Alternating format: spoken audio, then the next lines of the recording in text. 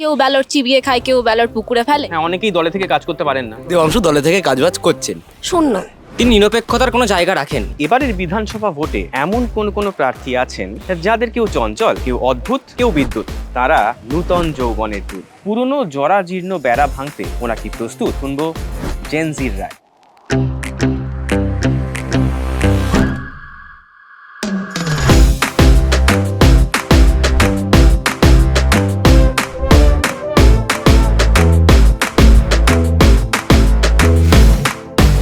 আমরা আছি যাদবপুর বিশ্ববিদ্যালয়। আলাপ করব আমাদের আজকের বিচারকদের সঙ্গে। পাভেল ধর চৌধুরী, বাংলা বিভাগ, স্নাতকোত্তর দ্বিতীয় বর্ষ। সোহিনী গোস্বামী, তুলনামূলক সাহিত্য বিভাগ, দ্বিতীয় বর্ষ। আমি শুভজিৎ ঘোষ, আন্তর্জাতিক সম্পর্ক বিভাগ, দ্বিতীয় বর্ষ স্নাতক। নিয়মটা ঠিক জেনে নিই। আজ আমরা আলোচনা করব এমন ছজনকে নিয়ে যারা হয় প্রথমবার ভোটে দাঁড়াচ্ছেন, অথবা দলের মধ্যে বেশ একটা নতুন তরতাজা বাতাস নিয়ে এসছেন। প্রথমেই আফরিন বেগম। আফরিন শিল্পী এবারে দাঁড়িয়েছেন বালিগঞ্জ থেকে। যে এর আগে পার্টির একাধিক দায়িত্ব যেটা পার্টি থেকে আমাকে দেওয়া হয়েছে সেটা পালন করেছি। আফরিন বেগম যে কোনো মুহূর্তে যে কোনো সময় 5-এ 5, এর মধ্যে আর বলার কিছু নেই। শিষ্টাচারের রাজনীতি, মার্জিত রুচির রাজনীতি যে নতুন করে বাংলার বাতাসে আবার প্রতিধ্বনিত হতে পারে, একথা আফরিন বেগম নতুন করে প্রমাণ করছেন। বামফ্রন্টের জন্য একটা কথা খুব প্রযোজ্য, যারা সোশ্যাল মিডিয়ায় যতটা ভালো পারফর্ম করে ভোট বাক্সে তার প্রতিফলন দেখা যায় না। আফরিনকেও কিন্তু ইদানিং খুব সোশ্যাল মিডিয়ায় দেখা যাচ্ছে। কি মনে হচ্ছে? সোশ্যাল মিডিয়াতে দেখা যাচ্ছে, কারণ আমাদের নিউ জেনারেশনের কাছে সোশ্যাল মিডিয়া রাজনীতি প্রচারের জন্য একটা ভালো মাধ্যম। ভোট বাক্সে বেশি ভোট পায় না, সেটার অনেকটাই কারণ আমাদের পশ্চিমবঙ্গে ভোটের রাজনীতিটা কেমন হয় সেটা তো আপনারা সবাই জানেন। কেউ ব্যালট চিবিয়ে খায়, কেউ ব্যালট পুকুরে ফেলে। এবার সেখানে আমার মনে হয় যে এবারে বালিগঞ্জের ভোট বাক্সে আফরিনদির পক্ষে ভালোই ভোট পড়বে। তার মানে আফরিনকে কত দিচ্ছ তুমি? 5-এ 5 নিঃসন্দেহে। আফরিনকে কত নাম্বার? 4 থেকে 4.5 দিতে রাজি। 4 থেকে 4.5। কেন এই তারতম্য? তিনি একজন যাদবপুর বিশ্ববিদ্যালয়ের গবেষক। তার বিরোধী পক্ষে তৃণমূলের শোভনদেব চট্টোপাধ্যায় দাঁড়িয়েছেন। তিনি শোভনদেব বাবা এককালে বক্সার ছিলেন। মানে তার বয়সের সংখ্যা দেখলে অনেকটাই বয়স্ক তিনি। ভোট যুদ্ধে কখনো পরাস্ত হননি, কিন্তু শোভনদেব চট্টোপাধ্যায়কে হয়তো এবারের ভোট যুদ্ধে পরাস্ত হতে পারে। কারণ তার বিপক্ষে যিনি দাঁড়িয়েছেন সেই আফরিন বেগম বস্তির সমস্যা শোনার জন্য সেই বস্তির মানুষের ঘরে ঘরে পৌঁছে যাচ্ছেন, যা আমরা সোশ্যাল মিডিয়ায় দেখছি। সে তো সব বুঝলাম, কিন্তু দীপশিতাও খুব মানুষের মধ্যে ঘুরে বেরিয়েছিলেন গত নির্বাচনে। তারপর আমরা ভোটের রেজাল্টে দেখেছি কি হয়েছে। দীপশিতা খুব পপুলার, সোশ্যাল মিডিয়ায় তার বিভৎস ফলোয়িং রয়েছে। তারপরেও দীপশিতা মুখ থুবড়ে পড়েছিলেন ভোটের যা রেজাল্ট বেরিয়েছিল তাতে। আফরিনের ক্ষেত্রে কি সেটা হবে না তো? না, কারণ আফরিন বেগমের ক্ষেত্রে সেটা হবে না এতটাই 100% গ্যারেন্টি দিয়ে বলতে পারি। কারণ আমরা হয়তো সোশ্যাল মিডিয়ার উপরে বেশি জোর দিতে গিয়ে মানুষের কাছে ততটা ঠিক পৌঁছাতে পারিনি, কিন্তু এবারের বিধানসভা নির্বাচনে আমরা মানুষের কাছে ঠিক ততটাই পৌঁছাতে পারছি যতটা আমাদের পৌঁছানো দরকার। আমাদের এর পরের প্রার্থীর নাম মধুপর্ণা ঠাকুর।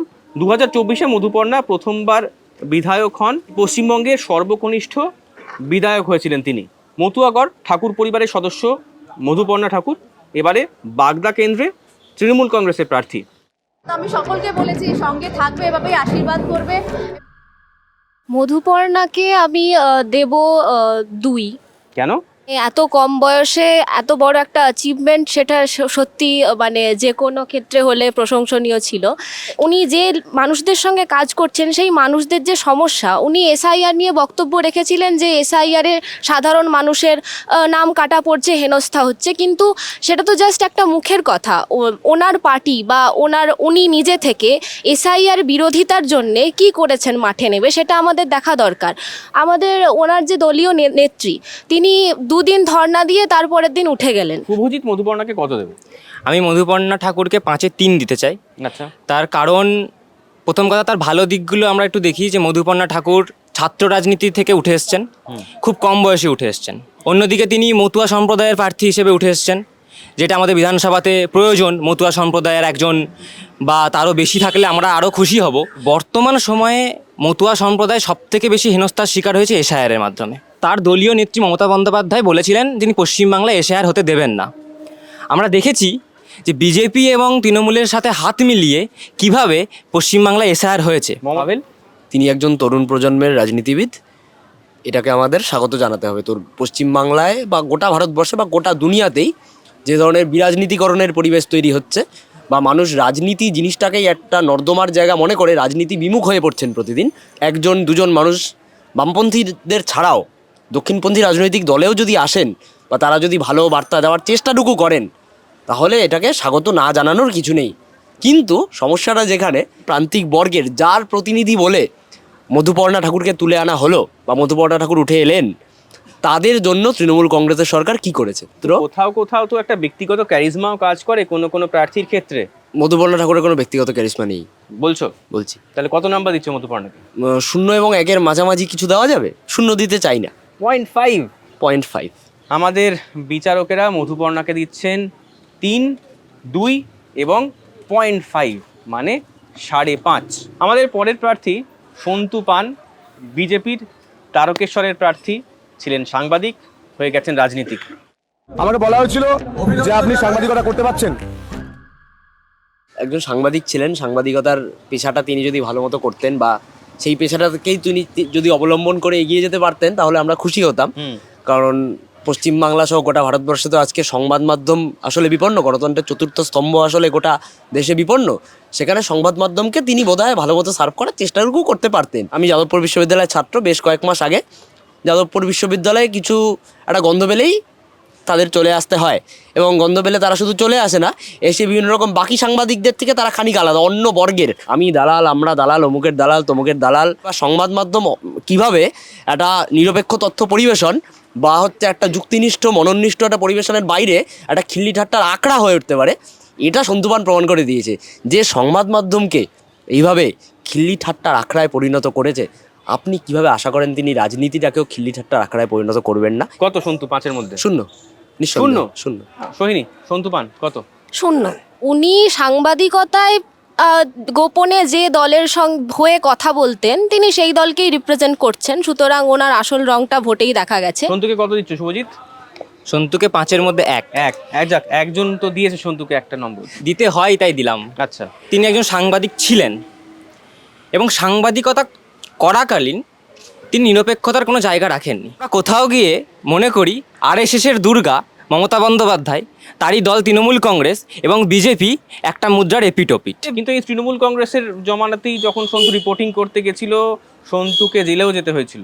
মানুষকে বোঝানোর চেষ্টা চলে যে তৃণমূল এবং বিজেপি আসলে আলাদা, যাতে পশ্চিমবঙ্গের ক্ষমতাটা তৃণমূলের হাতে থাকে এবং কেন্দ্রের ক্ষমতাটা বিজেপির হাতে থাকে, তাহলে একটা ডবল ইঞ্জিন নয়, ডবল ঘুষখোর সরকার চালানো যেতে পারে। সন্তু খুব খারাপ নম্বর পেল আমাদের বিচারকদের কাছ থেকে। সন্তু পেলেন 15-এর মধ্যে 1।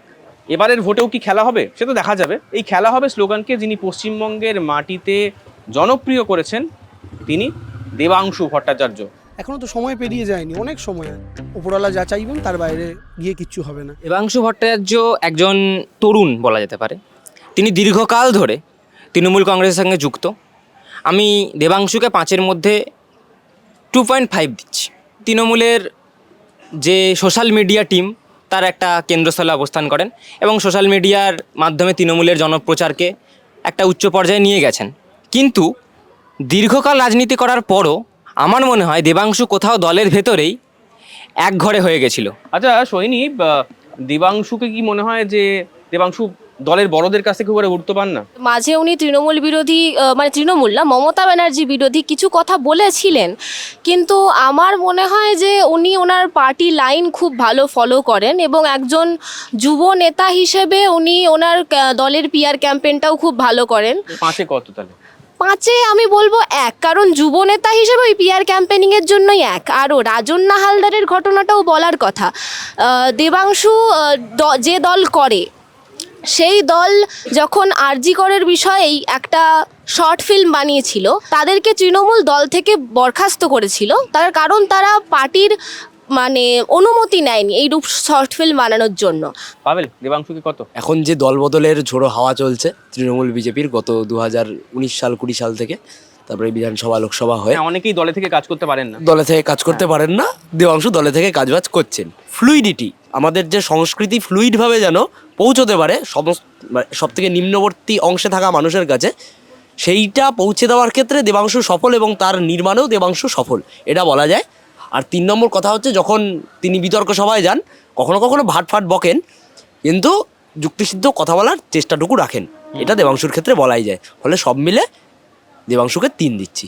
যে দেবাংশু ভার্সেস শতরূপ বিতর্ক সভার কথা বললে, কাকে কত দেবে দেবাংশু ভার্সেস শতরূপ হলে? দেবাংশুর তুলনা হবে হচ্ছে এই ধরুন আপনি আগের ঠিক সন্তু পান বা এই জাতীয় যাদের কথা বললেন, শতরূপ ঘোষের সাথে যখন আসবেন তখন আমার ধারণা স্বয়ং মমতা ব্যানার্জিও বিতর্কে পারবেন না। নোয়াপাড়ায় তৃণমূল কংগ্রেসের প্রার্থী তৃণাঙ্কুর ভট্টাচার্য। এককালে যে অঞ্চল ছিল অর্জুন সিংয়ের খাস তালুক, সেখানেই এবার ভোটে দাঁড়িয়েছেন তৃণাঙ্কুর। নমস্কার, আমি তৃণাঙ্কুর ভট্টাচার্য। তৃণাঙ্কুরকে 5-এর মধ্যে 2। কেন? তৃণাঙ্কুর একজন যুব নেতা হিসেবে দলীয় কাজকর্মে লিপ্ত হয়েছেন। বাইরের পরিবেশ থেকে দেখে মনে হয় যে দেবাংশু এবং তৃণাঙ্কুরের মধ্যে একটি ঠান্ডা প্রতিযোগিতা চলে। সেক্ষেত্রে আমরা তাকে গোষ্ঠীদ্বন্দ্ব বলতে পারি। 2। আচ্ছা, প্রথমেই বলবো যুবনেতা, ছাত্র রাজনীতি করে এসছেন এবং আমাদের এখনকার জেনারেশনের বক্তব্য হয়তো উনি বুঝবেন বা বোঝার চেষ্টা করতে পারবেন। পাবেল। রাজ্যে 13টা বছর ধরে ইউনিয়ন ইলেকশন হয় না, গোটা রাজ্যের অধিকাংশ কলেজে 99% কলেজে এই তৃণাঙ্কুর ভট্টাচার্যদের হাতে পশ্চিমবাংলার হাজার হাজার বিরোধী ছাত্র সংগঠনের কর্মীর রক্ত লেগে আছে। তাই তাকে শূন্যর বেশি কোনো নম্বর দেওয়া আমাদের পক্ষে সম্ভব নয়। আমরা আরও একটা শূন্য পেয়ে গেছি। শেষ যাকে নিয়ে আলোচনা, তিনি ঋতুপর্ণা আঢ্য, এবারে তৃণমূল কংগ্রেসের বনগাঁ দক্ষিণের প্রার্থী। তো এখানকার মানুষ আশা করি লোকাল মানুষকে পছন্দ করবে। আমি ওনাকে 1 দেব। আমরা দেখেছি ওনার পরিবার কিছু এরকম দুর্নীতির সঙ্গে যুক্ত এবং তার জন্য কারাদণ্ডেও ভুগেছেন। তো আমার মনে হয় তৃণমূল দীর্ঘদিন এরকম ব্যক্তিদেরই বেশি জায়গা দিয়ে থাকেন যাদের এরকম পাস্ট হিস্ট্রি আছে, না হলে হয়তো কোয়ালিফাই করা যায় না তৃণমূল হিসেবে। তো আমার মনে হয় না ইনি একজন ভোটের ক্ষেত্রে ভালো প্রার্থী। কি নাম বললেন? ঋতুপর্ণা আঢ্য। কোন রাজনৈতিক দল? তৃণমূল কংগ্রেস। এই গোটা রাজ্যের বুকে চাকরির দুর্নীতিতে অর্ধেক মন্ত্রিসভা জেলে, সেই পরিস্থিতিতে দাঁড়িয়ে তরুণ প্রজন্মের থেকে যে কোনো প্রার্থী উঠে আসুক, যে কেউ উঠে আসুক, তাদের কাছে আমাদের এটাই প্রশ্ন থাকবে, কর্মসংস্থানের জন্য কি করলেন, শিক্ষার জন্য কি করলেন, লেখাপড়াকে বাঁচানোর জন্য কি করলেন। আর এই প্রার্থীর আলাদা করে কোনো ক্রেডিবিলিটি খুঁজে পাচ্ছি না, ফলে একে কিছুই দিতে পারছি না নম্বর। এই যে নামটা ভুলে গেলে শুরুতে, বামফ্রন্ট কি তৃণমূলের নাম এভাবেই ভুলে যায়? আর সেই জন্যই কি এত খারাপ ভুলে ফল? যায় না, বাংলার মানুষকে ভুলিয়ে দিতে চায়। তিনি একজন যুব নেত্রী, কিন্তু 9ই আগস্ট ওই যে আরজি করে যে অভয়া বা তিলোত্তমার ধর্ষণ করে খুন হলো, তার বিচার কি তিনি চেয়েছেন? তুমি নারী নিরাপত্তার কথা বললে, কোথাও গিয়ে কদিন আগেই একটি সিনেমা বেরিয়েছে, তার নাম হচ্ছে কর্পূর, যাতে বেশ কিছু তৃণমূল কংগ্রেসের নেতা অভিনয়ও করেছেন, এবং সেইটা বাম আমলে হারিয়ে যাওয়া এক মহিলাকে নিয়ে।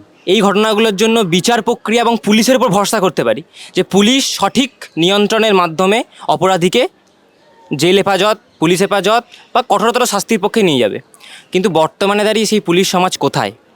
এই পুলিশ যারা তৃণমূলের দালালে পরিণত হয়েছে। বিজেপি সরকার যদি তৃণমূলকে পরিবর্তন করে আসে, তাহলে আমরা বলতে পারবো না কোথাও দাঁড়িয়ে পশ্চিমবঙ্গের বুকে নারী নিরাপত্তা সঠিক হয়ে যাবে। বাম আমলে পুলিশ নিজের মতো কাজ করতে পেত, পুলিশের নিজের স্বাধীনতা ছিল, সিআইডির নিজের স্বাধীনতা ছিল। কোথাও গিয়ে এই ইডি, আইবি, সিবিআই এদেরকে নিজেদের রাজনৈতিক স্বার্থের জন্য ব্যবহার করা হতো না। প্রশ্ন চিহ্নের মধ্যে। কত পাচ্ছে 5-এর মধ্যে? ঋতুপর্ণাকে 5-এর মধ্যে 1 দিচ্ছি। যুব নেতা নেত্রীদের নিয়ে এই ছিল আজকে জেনজির রায়। আজকে সর্বোচ্চ যার নম্বর তিনি হচ্ছেন আফরিন বেগম, পেয়েছেন 14.5। সর্বনিম্ন স্কোর সন্তু পানের। দেখা হবে জেনজির রায় আরও একটা পর্বে।